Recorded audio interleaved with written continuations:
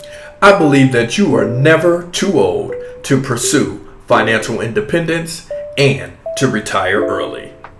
As a seasoned human resources professional and with graduate degrees in the field of psychology, I thought that I would have to labor under stress, microaggressions, and the constant keeping him in his place mentality in the workplace until I was well beyond 65 years old. After my employer's last failed promise to me, I decided to take my power back. My name is Kevin, and this is Melanin Man Travels. And guess what? At the age of 54, I started my fire journey. And you can too. Come on inside. Welcome to Melanin Man Travels, your passport to freedom, fulfillment, and financial independence awaits you. Are you ready to level up your life and write your own global success story? Let's go. They say life really begins at 40. We've lived enough life and we're coming into our own. And we live it big. But in many cases, we are not financially prepared for our life in our 60s, 70s, and even beyond. If I had known better, and if my circumstances were a little different, I would have gotten my financial act together way before 50. Fortunately, though, I'm doing it now. Better late than never. Many fire stories that you hear are pretty drastic. They're about young people in their 20s and 30s working multiple jobs, scraping by on only 20% of their income, living on rice and beans, and have 5 roommates. I knew I was starting late, but I didn't want to live that far below my means. But I realized something. I have an advantage. I know myself better, and I've had experience, and I have a clear vision of what I want my life to look like in the future. So I don't have to do fire like they do fire. I can do fire my own way. I knew that I wanted to retire abroad, live somewhere with a lower cost of living, where my savings could stretch further and I could afford to live the type of life that I want to live. So I educated myself. I began watching YouTube channels like Our Rich Journey so that I can learn more about this fire movement and so that I can learn mainly how to invest in the stock market.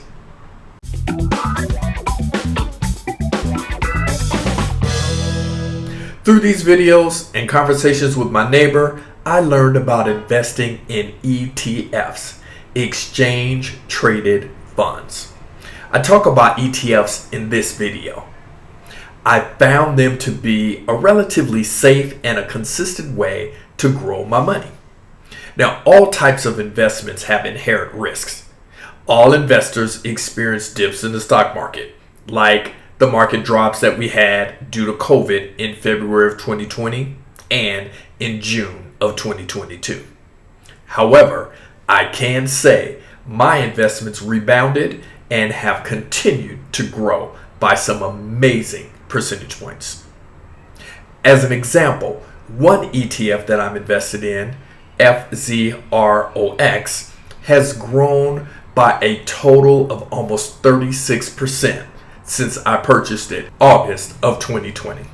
Now, as I've stated in other videos, I am not a financial advisor, and I'm not offering you any type of professional advice in this video. I'm just sharing my journey with you so that you can build a journey of your own. I eventually learned that there are different versions of fire. I incorporated elements of what's called lean fire by living a minimalistic lifestyle. You can watch my video on minimalism here. If I need to switch in the future to what's called a barista lifestyle, which I can use my skills to earn money on the side, I can do that on my own terms. So, here is my fire journey. At this point, I'm about 4 years or a little over 4 years into my fire journey. So a lot has happened in that time. So I'm going to refer to my notes just to be able to give you all of the details so that you can kind of figure out what this journey is about and how you can create your own. Step 1. I began investing in the stock market in around August of 2020. What I did was open up a brokerage account online that I can access by my cell phone. And because I was following those videos on Our Rich Journey and chatting with my buddy, my neighbor across the hall, I began to grow my knowledge about ETFs. And I started with one. And then it grew from there, and I had multiple investments in that brokerage account. And then I decided to open a second brokerage account. The reason being is certain brokerage firms have access to certain funds. So you may be able to buy an individual stock on pretty much any brokerage platform, but ETFs are different. And certain ones are available on certain platforms, or a certain version of one is available on a certain platform. Step 2 was to sell my condo, and I planned to move to a cheaper real estate market. It was COVID, and many people were doing the same thing. Most of us were working remotely, and spending a lot of money to live in one real estate market when you can actually move to a cheaper one and still work made a lot of sense. So that's what I did. The real estate market in LA was pretty hot, and I was able to get a decent amount of money on my condo. So after living there for 4 years, I sold it. Before I fully decided on what real estate market I was going to move to, I stayed in Los Angeles and I moved to a less expensive apartment. Now, some friends and family thought that I was kind of crazy. Why would you sell your condo? Why would you move out into an apartment? Because I had a plan. I conducted my research, I looked at different states, and then I wanted to move to a non-income tax state. So I chose Nevada. While I was conducting my real estate search, I was able to watch the proceeds from my condo sale grow in my investment account. And because I was saving money, I was able to also put in more money on a monthly basis. This is step number 4. Through more investment self-study and education, I learned that I can take more control over my finances through my 401k. I moved 50% of my retirement savings into what's called a self-directed brokerage account. So what did that do? That gave me more power and more flexibility over the money that I was saving in this larger retirement account. And I was able to see that money grow significantly. Number 5, I purchased a less expensive house in this non-income tax state. I moved and I purchased a house in Las Vegas. Now I'm saving money with lower expenses, and I'm going to save even more money in the future because I'll have a lower tax burden. So living in Los Angeles or the state of California, I have to pay federal taxes like everybody else. And then I also have to pay income taxes to the state of California on my income. However, in retirement, or your retirement income is based on the state of your residency. And I am now a resident of Las Vegas, Nevada. So for my retirement income, I only have to pay taxes to the federal government. Number 6, when I purchased this house, I put down a significant amount of money as a down payment so that I can keep my mortgage payment low. But I didn't invest all the proceeds from my condo sale. This allowed me to have the diversification that I wanted.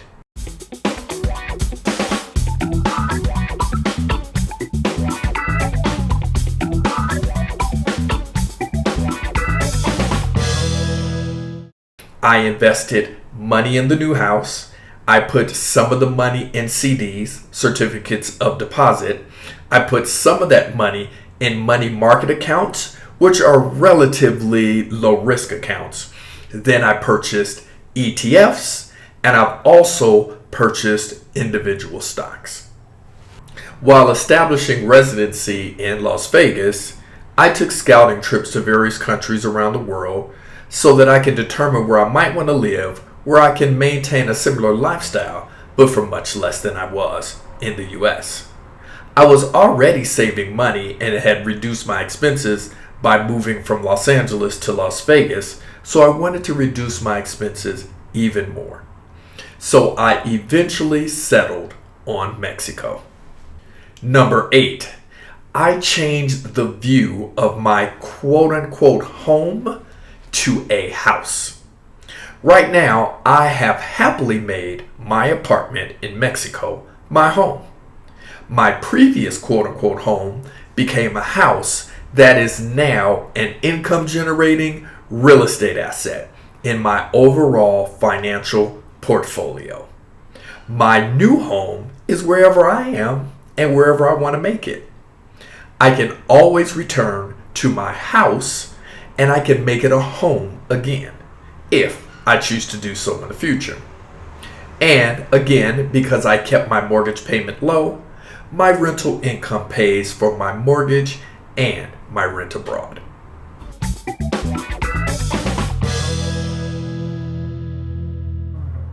I am learning how to leverage debt in my favor. All debt is not bad. The debt that I have is attached to my real estate. It serves as the collateral for that loan. Unlike a credit card or a personal loan, I can always sell the house and pay off the total debt. However, I purposefully kept that debt payment low so it will always be lower than the current rental rate. This guarantees me an affordable place to live if I choose to return to the US. There is no pressing need for me to pay that mortgage off. If you are from Generation X or before, like me, you were probably told that your goal should be to pay off your house. This philosophy doesn't work in all situations, especially if we've acquired mortgages later in life. But let's say I did want to pay off that mortgage in total. I would need to increase the mortgage payment every month in order to pay it off in a decent amount of time. For example, to pay it off in 15 years, I'd have to double that payment, which would completely disrupt my current lifestyle, so that's not happening. I am 3 years into a traditional 30-year mortgage, so at this rate, I'll be 95 years old when I eventually pay it off. If I live to be longer than 95, great, I won't have a mortgage payment anymore. If I leave this earth before then, my heirs will inherit a piece of real estate that is worth significantly more than the debt that's attached to it. For me, it's a win-win. Why? Because it is not my life goal to leave this earth debt-free. My goal is to live life to the fullest while I'm still here. And maybe that's your goal too. If you appreciate helpful information like this, please give this video a like. If you subscribe to my channel, you can follow the Furlough to Freedom series and begin your career break or your retirement journey. Remember to hit the notification bell so you'll know when the next video drops. In future videos, I'll go into detail on each of the steps of my FIRE journey. However, I hope this blueprint of my journey to financial freedom can help you develop your own. So let me recap my journey. 1. 4 years ago, I began to invest in the stock market, and I've continued various saving strategies and have watched my finances grow. Number 2, I sold my condo in Los Angeles and I began to live a more minimalistic lifestyle. Check out the video I pointed out before. Number 3, I moved to a non-income tax state and I purchased real estate in a cheaper real estate market. Number 4, I moved abroad to live in adventure and to live in a city with a lower cost of living. Number 5, I have leveraged my real estate and my debt to finance a life that I am living by design. My rental income pays the debt on the real estate and my rental expenses living abroad. If you're out there thinking you missed the boat on fire, think again. With determination, smart planning, and a clear goal, you can gain financial independence at any age, and you can retire early. This is my fire journey. It's unique, it's challenging, but it's mine, and I can't wait to see where it takes me. Why don't you join me on this adventure and maybe start your own journey? Remember, the best time to plant a tree was 20 years ago. The second best time is right now.